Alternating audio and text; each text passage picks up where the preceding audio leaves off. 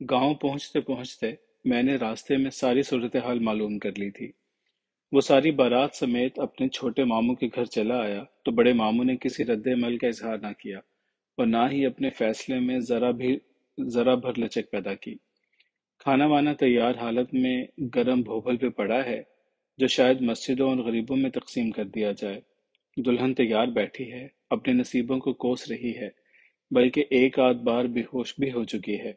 उसकी माँ भी सख्ते की हालत में है, मगर उसके उजड़ और जिद्दी बाप पे कोई असर नहीं हुआ। गांव पहुंचते ही अजान की आवाज कान में पड़ी, जो एक अच्छा शकून था। वहीं से मैंने रुख मस्जिद की जानिब कर लिया। पीरों फकीरों की आमद इस लिहाज से भी बेहतर साबित होती है कि ऐसे अफराद को भी उनके साथ मस्जिद पहुंचने का मौका मिल जाता है जिनका ताल्लुक मस्जिद से नमाज ईद या नमाज जनाजा तक ही महदूद होता है। नमाज दुआ के बाद मैं कबीर अहमद के छोटे मामू के घर चला आया। खूब आओ भगत से मुझे बिठाया। वो भला शरीफ आदमी भी अपने बड़े भाई यानी कबीर अहमद के होने वाले ससुर की अक्ल समझ और बर्ताव पे सख्त नाखुश और ताव में था। उसने बताया ये रिश्ता भाई की रजामंदी से हुआ और वो बहुत खुश था, मगर अब इनकार की कोई माकूल वजह दिखाई नहीं देती। इस ज़िमन में चंद दीगर रिश्तेदारों से भी बातचीत हुई। सारी कथा जब मेरी समझ में आ गई तो मैंने कबीर अहमद के उसी मामू जिसके घर ठहरे हुए थे से कहा कि तुम जाकर अपने इनकारी भाई को बुला लाओ। मेरा पैगाम दो कि बाबा जी तुमसे मिलना चाहते हैं। फौरन से पहले पहुंचो।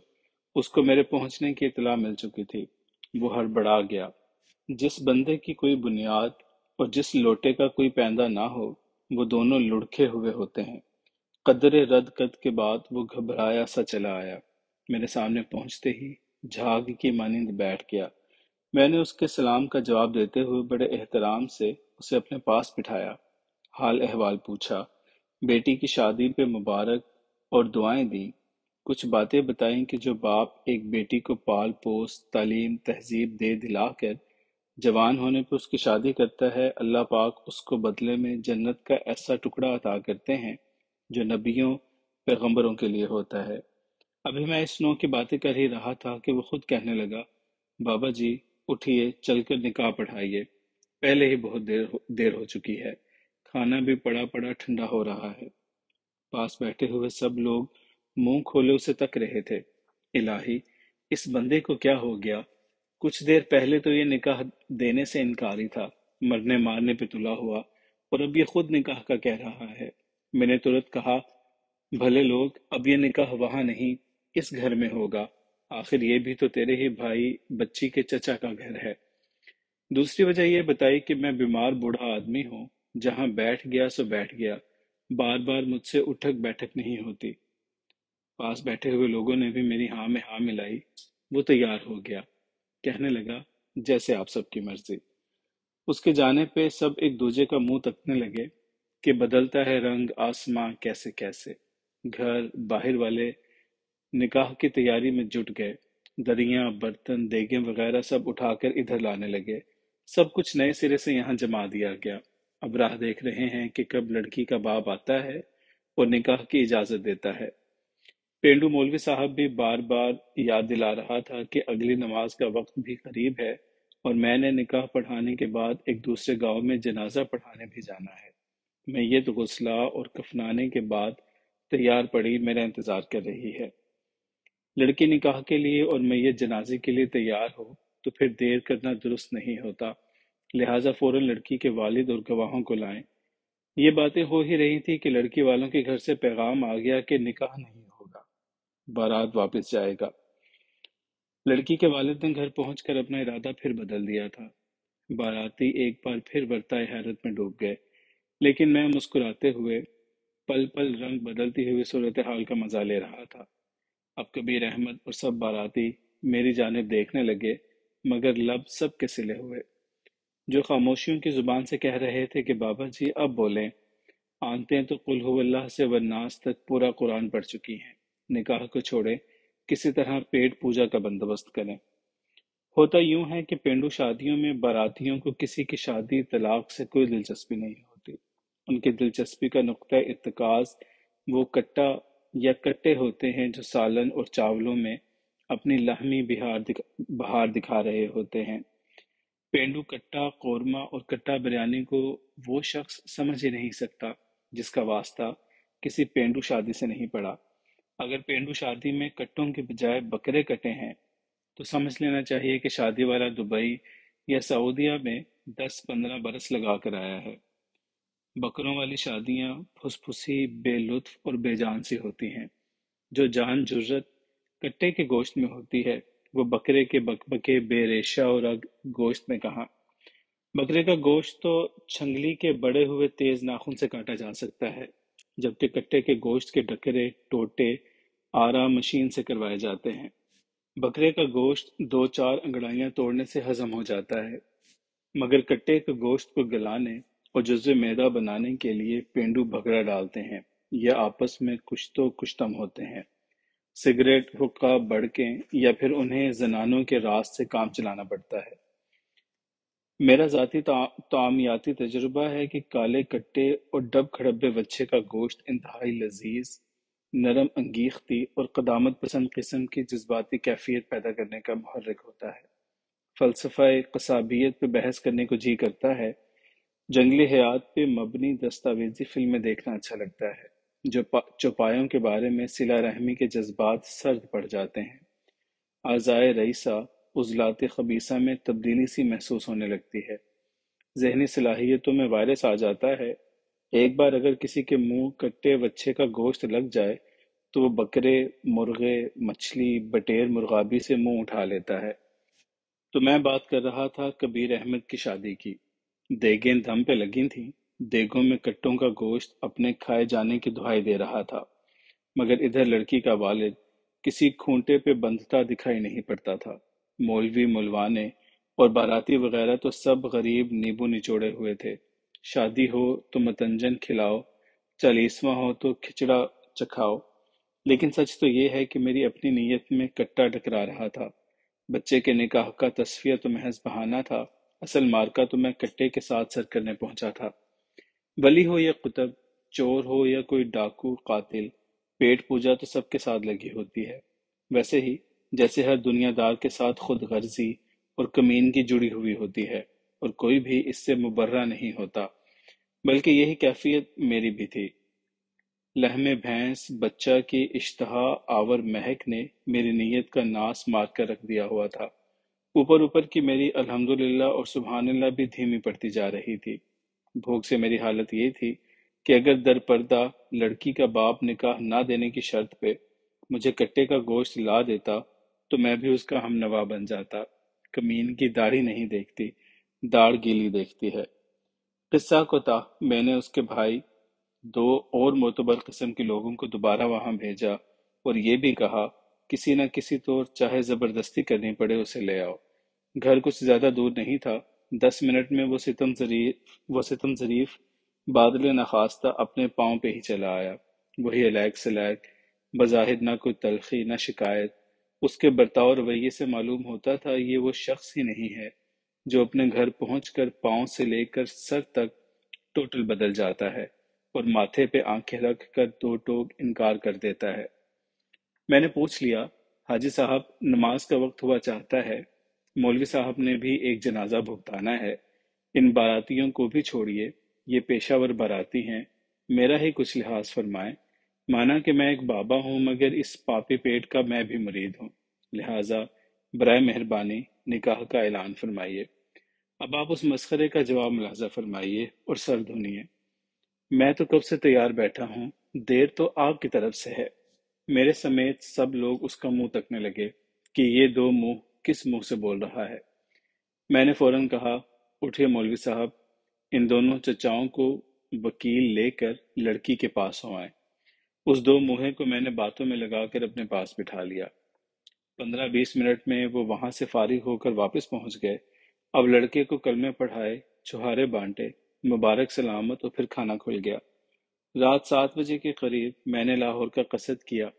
اب رخصت کرتے وقت کبیر احمد نے ڈرتے ڈرتے پوچھ ہی لیا، بابا جی، میرے سسر، میرے ماموں انتہائی ایماندار، با اصول، شریف آدمی ہیں، یہ سارا ڈرامہ انہوں نے کیوں کیا جبکہ شادی طے تھی؟ پھر بار بار انکار کی وجہ؟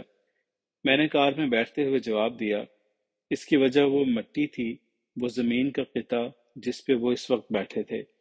اس مٹی کے نیچے زمین کے اندر کہیں پارے کا ذخیرہ ہے۔ تمہارے ماموں کی طبع میں بھی مائکا کا تناسب زیادہ ہے۔ جب وہاں ہوتے ہیں تو اس وقت ان دھاتوں کی مقناطیسی لہروں کی زد میں آ کر اپنے دماغ کو کنٹرول نہیں کر پاتے۔ نتیجے میں وہ جھلا کر انکار کر دیتے تھے، اور جب وہ میرے پاس آتے تو جہاں میں بیٹھا تھا وہاں بہت نیچے چاندی اور نکل کے ذخائر ہیں۔ ان دھاتوں کے اثرات میں ان کا دماغ کام کرنے لگتا ہے اور وہ ہاں کہہ دیتے ہیں۔ اب وہ بولا، بابا جی میری شادی کا فیصلہ بھی تو انہوں نے اسی گھر میں بیٹھ کر کیا تھا۔ نہیں، یہ فیصلہ انہوں نے وہاں بیٹھ کر نہیں کیا تھا، وہ کوئی اور جگہ ہوگی، جا کر اپنی ساس سے دریافت کر لینا۔ پرندوں میں خاص طور پہ ایک قدرتی ریڈار سسٹم موجود ہوتا ہے جو انہیں فضا اور ہوا میں سلامتی اور پرواز میں رہنمائی عطا کرتا ہے، خصوصی طور پہ وہ پرندے جو موسموں کے مطابق ایک جگہ سے دوسری جگہ ہجرت کرتے ہیں۔ ایک ملک سے دوسرے ملکوں پرواز کرتے وقت زمین اور مٹی انہیں رہنمائی فراہم کرتے ہیں۔ پانی کا نام اس کے بعد آتا ہے کہ اس کی اپنی کشش برائے نام ہوتی ہے۔ ہاں، البتہ اس کے نیچے زمین کی کشش اس کی کشش کو دو چند کر دیتی ہے، لیکن رواں پانی اسے بہت حد تک معدوم کر دیتا ہے۔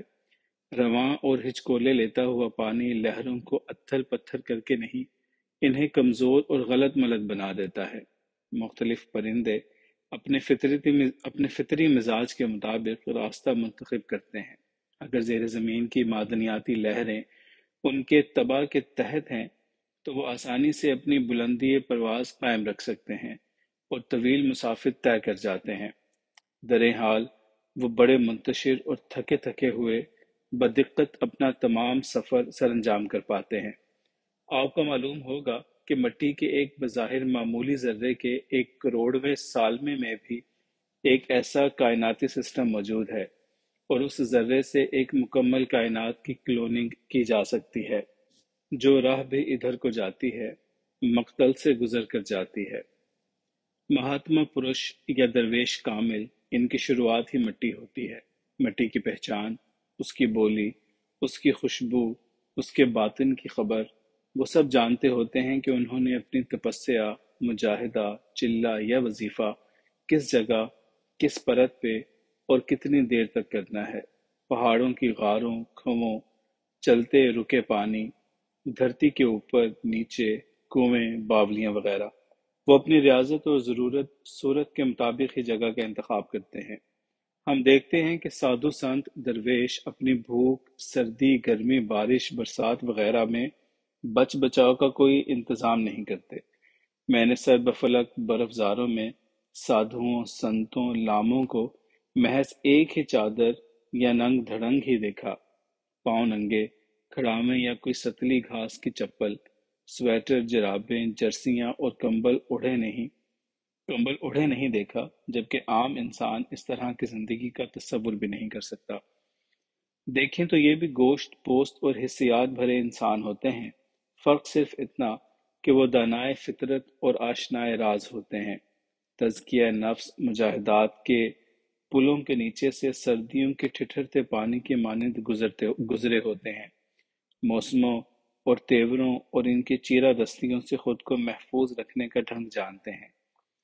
میں نے ایک نانگے تپسوی کو برف زار میں ایک تودے پہ آسن جمائے دیکھا، وہ اپنے آپ میں مست تھا۔ میں کافی دیر تک ایک طرف کھڑا اس کے انداز ریاضت پہ غور کرتا رہا، کبھی کچھ سوال، کبھی کچھ ذہن میں ایک کھچڑی سی پک رہی تھی کہ یہ بندہ تزکیہ نفس کی کس منزل پہ ہے۔ انسانی عقل تو دلیل ڈھونڈتی ہے، اس محیر العقول حرکت کی کیا توجہ ہو سکتی ہے؟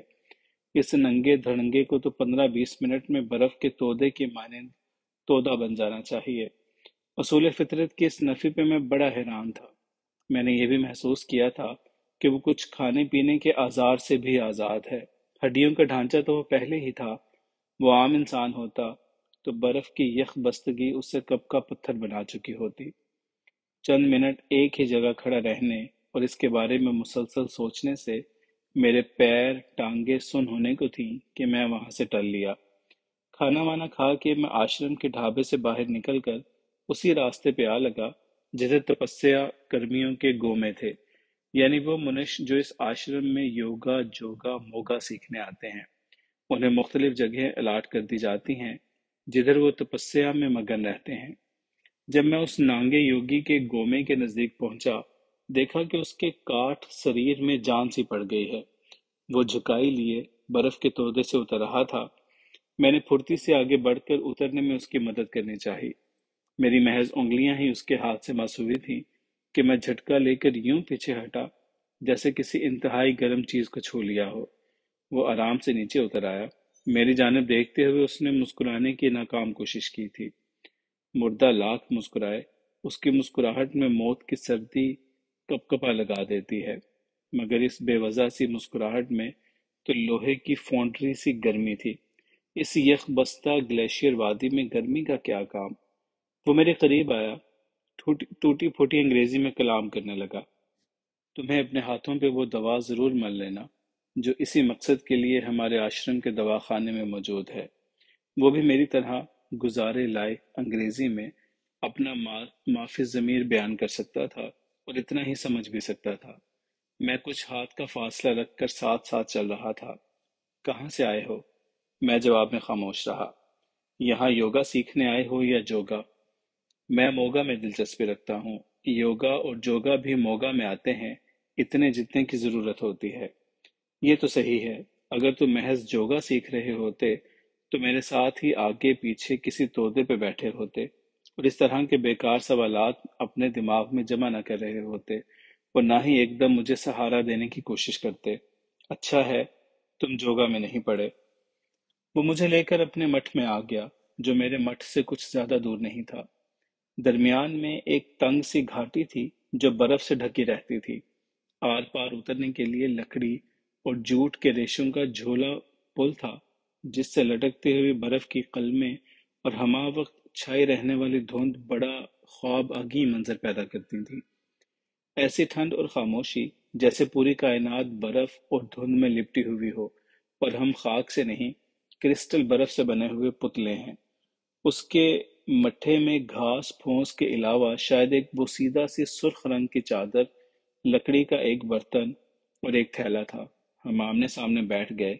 नीचे पड़ी घास से चंद खुश्क खुबानियों जैसा खुश्क फल निकाल कर मुझे देते हुए कहा, चाहो तो ये खा सकते हो। फिर बोला, जानते हो कि ज्ञान और निर्वाण में क्या फर्क है? खुद ही जवाब देते हुए कहा, ज्ञान मेहनत, तपस्या और शौक से हासिल होता है, मगर निर्वाण की मुक्ति बड़े जोखिमों से हासिल होती है। हर खौफ, ख्वाहिश, ख्वाब, ख्याल और खराबी से छुटकारा पाने के बाद ही इस राह पे कदम रखा जा सकता है। पांव धरती, शीस ऊपर आकाश, चारों घूंट दबाते चले आते हैं। तपस्कारी इनके भीतर बेसन का बोंडा बना रहता है। बरहम चार का बेजा ढोल जिसका बाज हमेशा उतरा ही रहता है। वो अपनी मध में पता नहीं क्या क्या कह रहा था। कुछ गुफ्तगू ऐसी भी होती है जिसके लिए किसी वसीला जुबान की जरूरत नहीं होती। अल्फाज अपना माफी जमीर खुद ब खुद उजाले चले आते हैं। यहाँ भी करीब करीब यही मामला था। उसका कहा सुना सोचा जाना जैसे मेरे वजदान पे अलका हो रहा हो। वो कह रहा था, बर्फ कितनी और कैसी भी हो, होती तो धरती के ऊपर है और धरती के भीतर अगन का ज्वार भाटा दहका रहता है। मीलों ऊपर बर्फ की ठंडक में बैठकर मीलों नीचे की गर्मी से नाता जोड़ना मुश्किल तो है, पर नामुमकिन नहीं। ये सारा खेल राब्ते का है, तसव्वुर और तखय्युल की सांत का है। जो इसमें कामिल हो गया वही निर्वाण को समझ पाता है। हमारी ये कठिन तपस्या अपने शरीर की सुरीता को मारना होती है। आत्मा की राह सफल करने के लिए ये ओश है। अरे माटी के पुतले, तुझे कितना गुमान है, तेरी औकात क्या, तेरी क्या शान है। शायद 35-40 बरस पहले हबीब पेंटर कव्वाल की एक कव्वाली सुनी थी। ये बोल आज तक सीने में कांटे की मानिंद घुसा हुआ है। ये माटी का पुतला अपनी औकात और शान में वाकई अजीबोगरीब है। गिरने पे आए तो कारे मुजल्लत में पड़े और जब चढ़ने की सोचे तो बामे रिफत को छू ले। گدلی مٹی کا پروردہ بیج ایسی اٹھان لیتا ہے کہ اوج سریا کو شرماتا ہے۔ گجرات شہر کی مٹی بڑی نرم، سبک اور سریلی ہوتی ہے۔ عشق و محبت کی مستی میں رچی بسی یہ مٹی اپنے اندر بڑے کمال اور جمال رکھتی ہے۔ یہاں دریائے چناب کے روپہلے پانیوں، اس کے سرسبز گدرائے ہوئے کناروں اور رومان پرور وسیع و عریض بیلوں میں بہار رتیں پرے کے پرے جمایا کرتی۔ نکھت بیز ہوائیں ماہیے ٹپے گنگناتی ہوئی محسوس ہوتی تھیں۔ محلائیں جیسے آکاش سے اتری اپسرائیں ہوں۔ مرد عشق پیشہ، صاحب تیشہ اور کاروبار عشق میں بے ریشہ ہوتے تھے۔ اس بستی کی گلیاں، کوچے، بازار زلف گرہ گیر کی نظیر تھے۔ چوبارے، چھجے، جھروکے، مکان شہر خلد کی تصویر تھے۔ یہاں شہزادے، فقیر اور درویزہ گر وزیر با تدبیر ہوا کرتے تھے۔ اس کے سپہر یہ رات کو ستاروں کی کہکشائیں اور جھرمٹ سجاتے تھے۔ ادھر کی چاندنی راتوں میں گلزاروں کے مہکاروں میں کہکاف کی پریاں رقص فرما محسوس ہوتی تھیں۔ شاید اسی وجہ سے یہاں کی مٹی بڑی گدیلی، نرم، ملائم، نازک اور خوش رنگ تھی۔ کوزہ گر اس رعایت سے ایسے شاہکار تخلیق کرتے کہ دور و نزدیک کے ملکوں شہروں سے خاص و عام محض ان کی صناعی کے کمال و جمال کے ملاحظہ کی خاطر کالے کوسوں کے سفر اختیار کرتے تھے۔